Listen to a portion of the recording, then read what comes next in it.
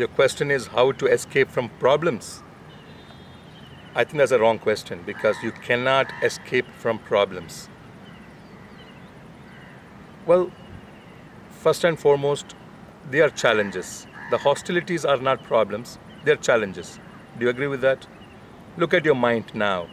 If you just transform the mind on a fixation on a problem into it becoming a challenge, an adventure, how do you feel within you? Do you feel more courageous now? Do you feel nicer about yourself? Yeah, so convert the understanding of what a problem is and know the truth that they are just challenges to be overcome. What is the purpose of these challenges? They have a purpose. The purpose of the challenge is to bring out the brilliance in you. Where else will you invoke, kickstart a brilliance within you? Only when you have come to a challenge. So look at it healthily and understand the purpose of challenges to bring out the brilliance in you. It's an opportunity to bring out the brilliance inside you. And you have to deal with it. The question is how to deal with it. How to deal with challenges so that your brilliance can be invoked. 1. Learn to endure both physical endurance and emotional endurance and mental endurance, intellectual endurance. All kinds of endurance are essential. Endurances are essential. Stretch a little. De-rigidize your mind. When you de-rigidize your mind, it becomes flexible. It becomes stretched.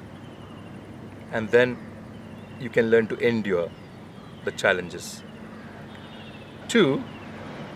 Suppose you're taking a taxi to go from point A to point B, and the metered rating is that it's cost rupees 500. On a rainy day, when there are not enough cabs on the road, maybe there are not enough taxis on the road, the driver thought of getting a little extra money and he quoted 1,000 rupees for the same distance that originally has costed you only 500. How do you feel now? You are compelled to use a taxi.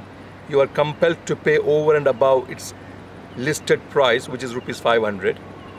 But you have to unwillingly agree to go through it because you have a reason to reach the destination.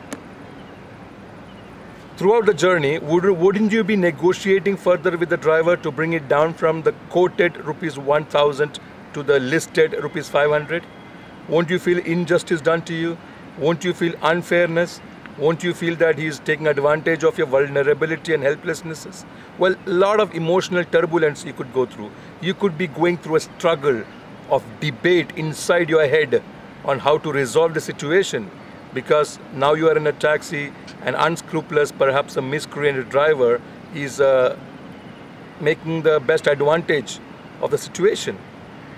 Well, this could be a non-cordial experience of relationship with the driver and you at that time. Assume that on the way there was an accident and your car has turned turtle. Now what would be the relation? You would be stretching out your hand to help him out. He would be stretching out his hand to help you out. You have no doubt about his intention because he's going to be interested in getting you out of crisis, getting you out of chaos, getting you out to safety. And you will have, as much as you have no doubt about his intention, he will have no doubt about your intention, because now both of you are in the same crisis, same chaos, and both are sure to secure each other's interest in pulling out each other from the car to safety. Now that's a cordial relationship, and that's when communication happens. That's when connectivity happens. So it's very important to establish a cordial ambience so that communication, which results in connectivity, happens. Now that is the second way to overcome challenges, to learn to communicate and connect and create a cordial ambience between you and a person who is right now postured as your adversary. And number 3 is to have a vision of where things could be.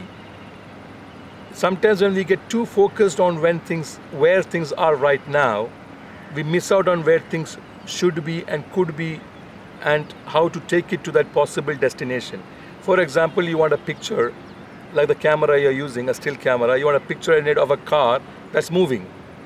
Now if your focus is on the start point, when the car is still and stationary, you can't get the picture of when it's moving from point A to point B. You need to fix your focus of the camera on somewhere between the point A and point B, where the car could go through at that point of time, and you can click it. So you need to have a focus on where the car is today, but at the same time you need to fix your camera, your vision, on where things are going to be in the future, or where you need to take the things to. So that's a vision. So you have a focus and a vision at all times. So where should you go to is very important as a vision. At the same time, to have some focus on where things are today. So this is the third way. First way is endurance, second way is communication, third way is of having a vision. And fourth way is to have a little humor in things. You know, when a stand-up comedian makes you laugh, he tells you jokes. He may look like giving a racial slur. He may look like hurting your sentiments or emotions, but that is not his intention. He's just there to make you laugh. In every hostility, there is humor. Discover the humor within you. Discover the humor within the hostility and the adversary. Discover the humor in non-favorable situations. Have a talent to discover humor. And humor lightens your heart. Humor lightens the humor. Humor lightens the ambience. It may require a little humility though, but keep focus on humor. Learn to discover humor. And the fifth way is to, there could be a fifth way to be restful. How do you become restful? Be relaxed, because rest and relaxation rejuvenates your mind. So how do you do that? Understand that a lot of your wants may not come on your terms and conditions, but they're certainly coming at a time that is chosen for you, maybe not of your choosing. Your needs are taken care of, not the way you want it to be taken care of, but somebody else has chosen the way that it should come to you.